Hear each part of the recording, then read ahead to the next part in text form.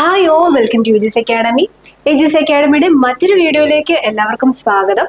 അപ്പൊ railway optometrist 2024 notification വന്നു. നമ്മളെല്ലാവരും അത് അറിഞ്ഞു കാണുമെന്ന് വിശ്വസിക്കുന്നു. അപ്പോൾ നമ്മൾ നോട്ടിഫിക്കേഷൻ ഡീറ്റെയിൽഡ് വീഡിയോ ആയിട്ട് നിങ്ങൾക്ക് ഷെയർ ചെയ്തിട്ടുണ്ടായിരുന്നു. ഓക്കെ, അപ്പൊ ഇന്ന് നമ്മൾ ഈ ഒരു വീഡിയോയിൽ ഡിസ്കസ് ചെയ്യാനായിട്ട് ഉദ്ദേശിക്കുന്നത് ഈ ഒരു എക്സാമിന്റെ സിലബസ് ആണ്. അപ്പൊ പലർക്കും കൺഫ്യൂഷൻ ഉണ്ട്, എന്താണ് ഇതിന്റെ സിലബസ്. അതായത് നമുക്കറിയാം 70 മാർക്കിന് നമ്മുടെ പ്രൊഫഷണൽ എബിലിറ്റിയും ബാക്കി 30 മാർക്കിന് ജനറൽ നോളജുമാണ് ചോദിച്ചു വരുന്നത്. അപ്പൊ ജനറൽ നോളജിൽ എന്തൊക്കെ പഠിക്കണം, എങ്ങനെയൊക്കെ പഠിക്കണം എന്നതിനെ കുറിച്ച് നിങ്ങൾക്ക് ഒരു അവയർനെസ് ക്രിയേറ്റ് ചെയ്യാനാണ് ഇപ്പൊ ഈ വീഡിയോ ചെയ്യുന്നത്. അപ്പം എല്ലാവരും ഈ വീഡിയോ മുഴുവനായി തന്നെ സ്കിപ്പ് ചെയ്യാതെ കാണുവാനായിട്ട് ഓർമ്മിപ്പിക്കുന്നു. അതിനു മുമ്പ് ആരെങ്കിലും ഈ ഒരു ചാനൽ സബ്സ്ക്രൈബ് ചെയ്യാനായിട്ട് ഉണ്ടെങ്കിൽ എത്രയും വേഗം സബ്സ്ക്രൈബ് ചെയ്യുക. ഒപ്റ്റോമെട്രി റിലേറ്റ് ചെയ്തിട്ടുള്ള എല്ലാ കോമ്പറ്റേറ്റീവ് എക്സാമിന്റെ നോട്ടിഫിക്കേഷൻസും മറ്റ് അപ്ഡേറ്റ്സും നിങ്ങൾക്ക് ഈ ഒരു ചാനൽ വഴി ലഭിക്കുന്നതാണ്. അതുപോലെ നമ്മുടെ വാട്സ്ആപ്പ് കമ്മ്യൂണിറ്റിയിൽ ആരെങ്കിലും ജോയിൻ ചെയ്യാനുണ്ടെങ്കിൽ താഴെ കാണുന്ന ലിങ്ക് യൂസ് ചെയ്ത് ഡിസ്ക്രിപ്ഷൻ ബോക്സിൽ ഷെയർ ചെയ്തിട്ടുള്ള ലിങ്ക് യൂസ് ചെയ്ത് നമ്മുടെ കമ്മ്യൂണിറ്റിയിലും കൂടെ ജോയിൻ ചെയ്യാനായിട്ട് ഓർമ്മിപ്പിക്കുന്നു. അപ്പൊ നമുക്ക് ഡീറ്റെയിൽസിലോട്ട് പോവാം. ഓക്കെ, അപ്പൊ നമ്മുടെ നോട്ടിഫിക്കേഷന്റെ ഫസ്റ്റ് പേജ് ഇതാണ് ഒഫീഷ്യൽ നോട്ടിഫിക്കേഷന്റെ ഒരു പേജ് എന്ന് പറയുന്നത്.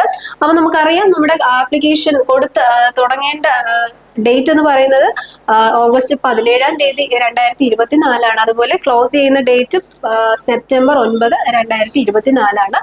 അപ്പൊ അപ്ലൈ ചെയ്യാനുള്ള ഡേറ്റ് ഓപ്പണിംഗ് ആവുന്ന സമയത്ത് നിങ്ങളത് ആപ്ലിക്കേഷൻ കൊടുക്കാനായിട്ട് എത്രയും വേഗം തന്നെ കൊടുക്കാനായിട്ട് ഓർമ്മിപ്പിക്കുന്നു. അപ്പൊ നിങ്ങൾ ആരെങ്കിലും ഈ ഒരു എക്സാം എഴുതാനായിട്ട് ഉദ്ദേശിക്കുന്നുണ്ടെങ്കിൽ തീർച്ചയായും ഈ ഒരു വീഡിയോ സ്കിപ്പ് ചെയ്യാതെ തന്നെ കാണാനായിട്ട് ഒന്നും കൂടെ ഓർമ്മിപ്പിക്കുന്നു.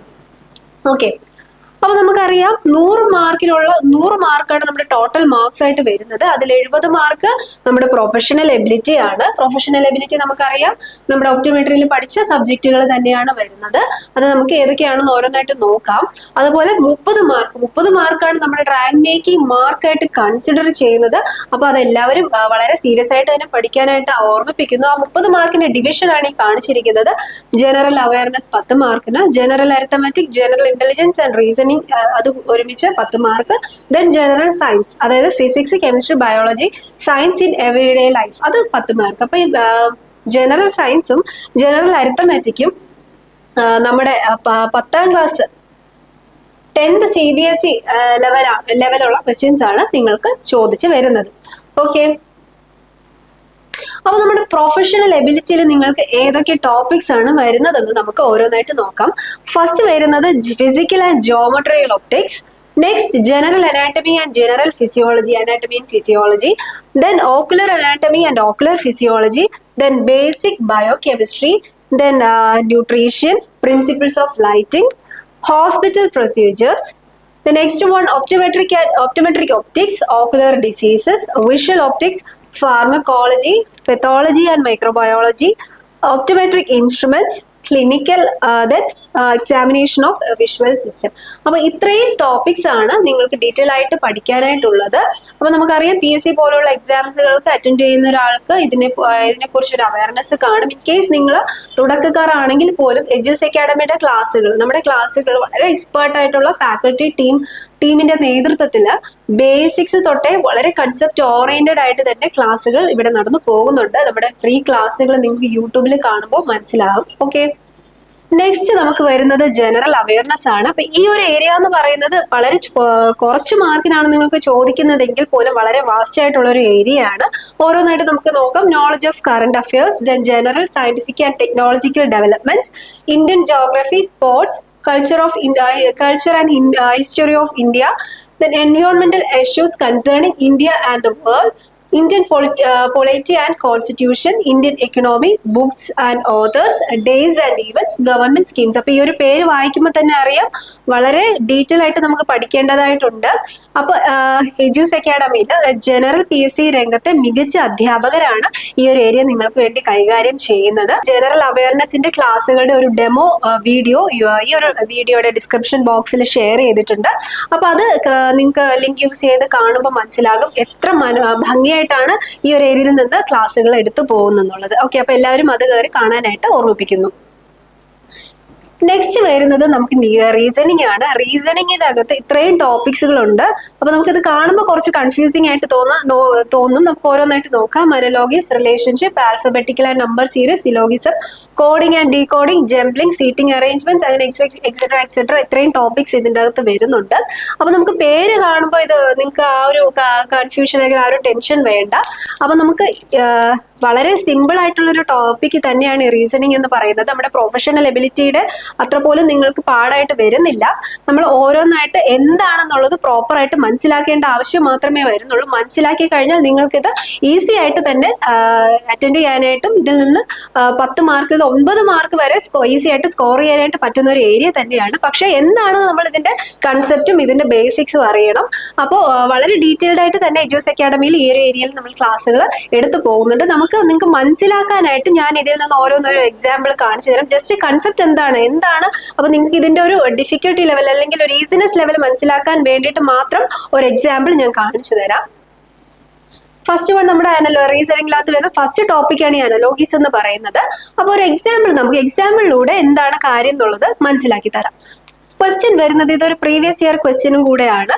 ഓക്കെ, അപ്പൊ vein is to blood, vein is to carry blood and nerve is to എന്താണ്? അപ്പൊ നമുക്കറിയാം വെയിനിൽ കൂടെയാണ് ബ്ലഡ് ക്യാരി ചെയ്യുന്നത്. അപ്പൊ നെർവ് എന്താണ് ക്യാരി ചെയ്യുന്നത്? ഓക്കെ, അപ്പൊ നമുക്ക് ഓപ്ഷൻ ജസ്റ്റ് ഒന്ന് നോക്കേണ്ട ആവശ്യമേ വരുന്നുള്ളൂ. അപ്പൊ തന്നെ നമുക്ക് കാര്യം മനസ്സിലാവും. വെയിൻ ബ്ലഡ് ആണ് ക്യാരി ചെയ്യുന്നതെങ്കിൽ ഓഫ് കോഴ്സ് എന്തായിരിക്കും നെർവ് ക്യാരി ചെയ്യുന്നത്? സിഗ്നൽ ആയിരിക്കും. വേറെ ഓപ്ഷൻസ് മസിലാണോ? അല്ല. ബ്രെയിൻ ആണോ? അല്ല. സെല്ലാണോ? അല്ല. അപ്പോൾ ഈ ഒരു അനലോഗിയുടെ എന്താണ് അനലോഗി എന്ന് പറയുന്നത്? അതിന്റെ ഡെഫിനിഷൻ നോക്കാം. Analogy is just the relationship between 2 pairs of words. 2 pairs of വേർഡ്സിന്റെ റിലേഷൻഷിപ്പ് പറയുന്നതാണ് ഈ അനലോഗീസ് എന്ന് പറയുന്നത്. അപ്പൊ നിങ്ങൾക്ക് കൺസെപ്റ്റ് ക്ലിയർ ആയെന്ന് വിശ്വസിക്കുന്നു. അപ്പൊ ഇതൊരു സിമ്പിൾ ലെവൽ ക്വസ്റ്റ്യൻസ് ആണ്.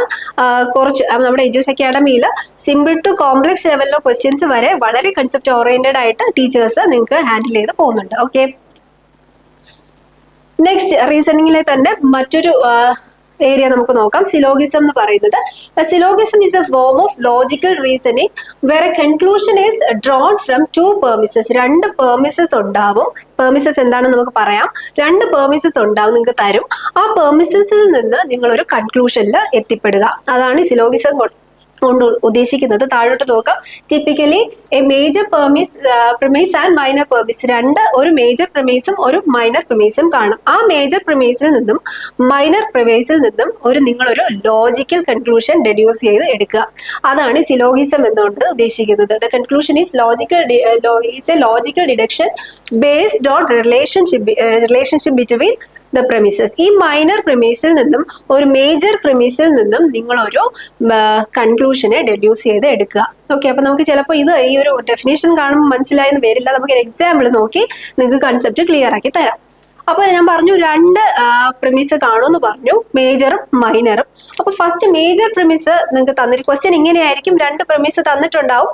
അതിൽ നിന്ന് കൺക്ലൂഷൻ നിങ്ങൾ ഡെഡ്യൂസ് ചെയ്ത് എടുക്കാം. അപ്പൊ നമുക്ക് നോക്കാം.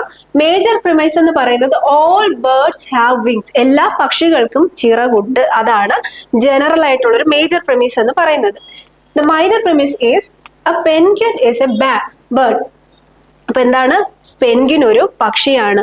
മുകളിൽ തന്നിട്ടുള്ളത് എല്ലാ പക്ഷികൾക്കും ചിറകുണ്ട്. താഴെ തന്നിട്ടുള്ളത് മൈനർ പ്രിമൈസ് എന്ന് പറയുന്നത് പെൻഗ്വിൻ ഈസ് എ പെൻഗ്വിൻ ഒരു പക്ഷിയാണ്.